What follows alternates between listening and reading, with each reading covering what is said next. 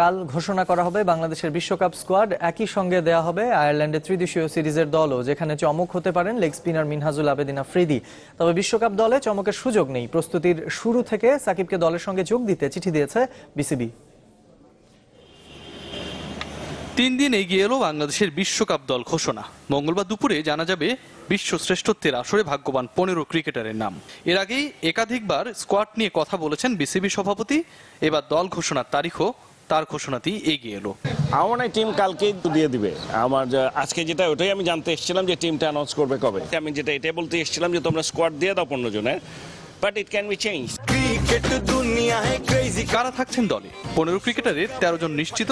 পঞ্চ পাণ্ডবের মাশরাফি, সাকিব, তামিম, মুশফিক মাহমুদুল্লাহর সঙ্গে টপ অর্ডারে লিটন সৌম্য, মিডল অর্ডারে মিঠুন, সাব্বির, স্পিনে মেহেদী হাসান মিরাজ, অলরাউন্ডার হিসেবে সাইফুদ্দিন, পেসার হিসেবে মোস্তাফিজার রুবেল থাকছেন।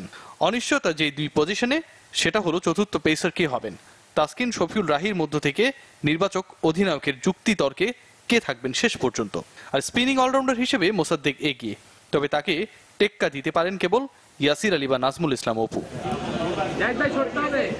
বিশ্বকাপ স্কোয়াডের সবাই থাকবেন আয়ারল্যান্ডের ত্রিদেশীয় সিরিজে। যোগ হবে আরো 2 জন। সেখানে চমক হয়ে দেখা যেতে পারে লেগ স্পিনার মিনহাজুল আবেদিন আফ্রিদিকে। আমাদের তো স্পিনার তো বেসিক্যালি আছেই, বাট স্টিল আমরা আরো একজন স্পিনারকে ট্রাই করার চিন্তা ভাবনা করছি ইন দ্য ট্রাইনেশন। প্রিমিয়ার লিগে ব্যস্ত বেশিরভাগ ক্রিকেটার, তবে খেলছেন না তামিম, ইকবাল, মাহমুদুল্লাহ। বিশ্বকাপ প্রস্তুতি সারছেন মিরপুর ইন্ডোরে। তামিম মাহমুদুল্লাহকে নিয়ে বোর্ড সভাপতির বলার কিছু না থাকলেও আছে আইপিএল খেলা সাকিবকে নিয়ে। আমাদের ক্যাম্প শুরু হচ্ছে, আমি বলেছি সাকিবকে চিঠি পাঠাতে, এখনই চিঠিটা দিয়ে দিতে যে আমাদের ক্যাম্প শুরু হচ্ছে, ওকে এসে জয়েন করার জন্য। তারপর দেখা যাক ওর রেসপন্সটা কি। 22 এপ্রিল থেকে শুরু হবে জাতীয় দলের বিশ্বকাপ প্রস্তুতি। রিয়াসাদ আজিম, চ্যানেল 24, ঢাকা।